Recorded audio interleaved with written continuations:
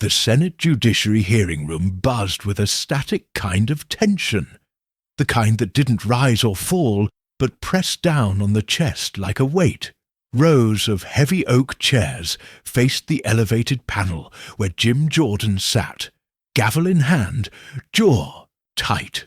Overhead, fluorescent lights bled cold, sterile light onto the polished floors. Cameras loomed from the corners, their lenses unblinking, recording every stifled cough, every nervous shuffle.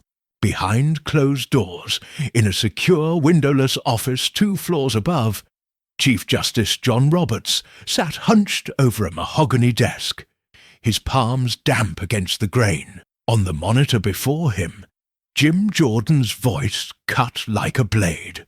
"For the integrity of our courts," Jordan said, his words deliberate, "this must be heard."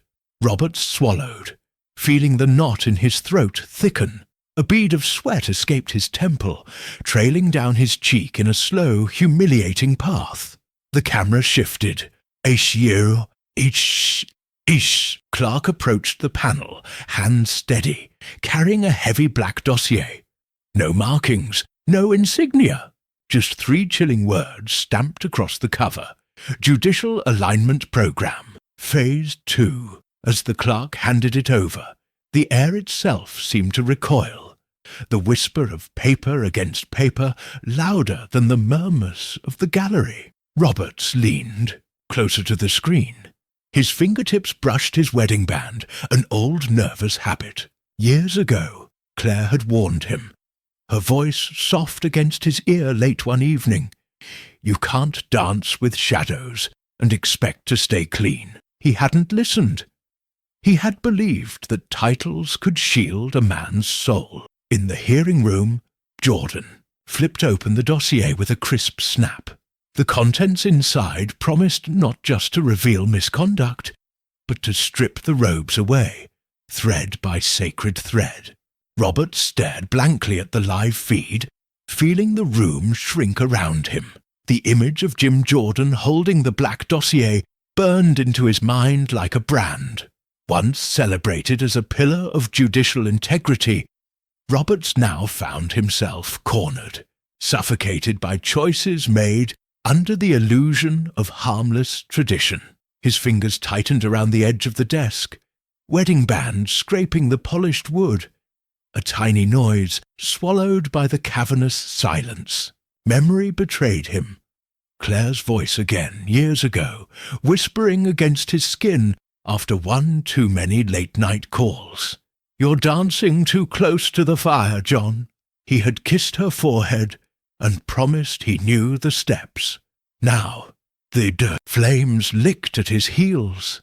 Across town, Jim Jordan reviewed the contents of the sealed file, his face betraying nothing. To the public, Jordan was a battering ram, unyielding, brash, unflinching.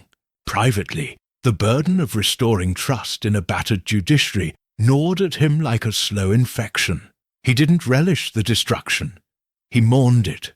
At the committee table, Pam Bondi prepared her notes, each page a testament to betrayal she had spent years uncovering. Her smile, once quick and sincere, had hardened into something sharper. Behind her, Elon Musk sat quietly, scrolling through encrypted files on a secured tablet. He hadn't wanted to be involved. The truth had given him no choice. Bondi leaned toward Jordan, voice low but urgent. "We don't get another chance at this," she said. "If we blink, they bury it." Jordan gave a curt nod, his hand brushing hers briefly. An accidental but charged moment neither acknowledged. Pam inhaled sharply, pushing the feeling down, deep where old wounds already lived. There was too much at stake for weakness. At the heart of it all, Roberts faced the impossible: preserve a crumbling legacy built on careful lies, or surrender to the reckoning hammering at his door. Guilt tightened its grip. Memories of quiet alliances and unsent resignation letters weighing heavier than any gavel. In that stark, lonely office, for the first time in decades, John Roberts felt truly defenseless. And downstairs, the hearing moved toward its first strike. The murmur in the hearing room deepened into a heavy, suffocating silence as Elon Musk approached the panel. Without theatrics, he connected his tablet to the main screen. Rows of blockchain records materialized. Transaction hashes, node trails, timestamps locked in immutable code. "These aren't just financial donations," Elon said quietly. "They're transactions, precision-patterned, routed through offshore subsidiaries to judicial retreats, fellowship programs, and strategic conferences." His voice was calm, almost dispassionate, but every word sank into the room like stone. Pam Bondi stepped forward next, her heels clicking sharply on the marble floor. She held a stack of rulings, each one bearing the signature of neutrality, yet echoing language lifted straight from advocacy playbooks funded by foreign interest groups. She raised the first document, identical phrasing, 3 rulings, 2 circuits, 6 months apart, she said, her tone surgical. A coincidence? Or a script? John Roberts, alone in his office, watched the evidence unravel. Every quiet compromise, every handshake dressed as tradition, now betrayed him in full daylight. His phone buzzed. A private line, a name he once trusted. He answered. "Help me," he whispered. But the voice on the other end hesitated, mumbled, something about optics, then disconnected. Another call unanswered. Another door slammed. Outside the courtroom, the world was catching fire. Leaked fragments flooded social media. Hashtags exploded. Sheer judicial capture. Sheer robed deceit. Protesters gathered in front of the Supreme Court, chanting beneath storm-grey skies. Inside universities and town halls, angry discussions boiled over, demanding resignations, demanding accountability. Institutions issued hollow statements, polished words hiding trembling hands. Roberts stared at his reflection in the monitor, a man reduced to a shadow. He hadn't sold his soul for wealth or fame. He had wanted to matter, to stay relevant when the tides shifted. Middle Temple had offered admiration, validation. The warmth he had craved as prestige faded into background noise. But admiration was a leash he hadn't noticed tightening until now. Bondi's voice, crisp and cutting, filled the hearing room again. This wasn't charity. It was investment. She tossed another ruling onto the growing pile. And the returns were paid in decisions, not donations. Jim Jordan's hand gripped the gavel tighter. Public pressure roared louder, no longer outside the chamber but hammering at its very walls. And still, Roberts found no hand reaching back for him. Only the heavy, unrelenting echo of his own ambition turned against him at last, the first real. Cracks in the institution's stone facade began to show. Jim Jordan adjusted the microphone, his hand steady, his voice a blade, sliding into velvet silence. The committee has reviewed communications that, while disturbing, must be heard in full, he announced. He glanced briefly at the gallery, at the restless journalists, at the senators leaning forward with breathless focus. Then he began reading aloud from the emails. In alignment with our strategic partners at Middle Temple, we foresee judicial synergy across jurisdictions advancing, a cohesive legal order. His voice remained neutral, but the weight behind each word struck like a mallet against stone. Upstairs, John Roberts watched, pale and motionless, as the words spilled into the world. His jaw tightened. On the second screen, Pam Bondi appeared, clicking through a new set of visuals. The first clip flickered to life, grainy but unmistakable. Judges and political operatives, champagne glasses raised high, laughter rising beneath a banner stitched in gold thread. Judicial Narrative Coordination Gala. Bondi's voice, sharpened with disdain, filled the hearing room. "This isn't judicial impartiality," she said, her tone cutting. "This is orchestration disguised as tradition." Robert's hand trembled against the desk.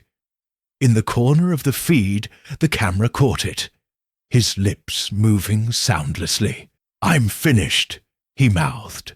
The realization splintered something inside him, a fracture of the image he had built, nurtured and worn like armor. In the crushing solitude of his office, Roberts wrestled with himself. He could fight, frame the revelations as ceremonial misunderstandings, hide behind legal jargon, deflect until outrage faded into fatigue. Or he could surrender, accept that every rationalization he had clung to now crumbled beneath the cold force of exposure. His mind drifted unbidden to that first evening at Middle Temple years ago. The towering stone walls, the lavish words of welcome. A lonely man among titans, desperate to belong. They had seen the longing in his eyes and they had smiled. Back in the hearing, Jim Jordan paused, setting the final document down. The hush was not of respect. It was of reckoning. He leaned forward slightly, his voice low but carrying a final judgment. Not of law, but of truth. "Justice," Jordan said, "doesn't need robes to survive. But it dies the second truth is traded for favor."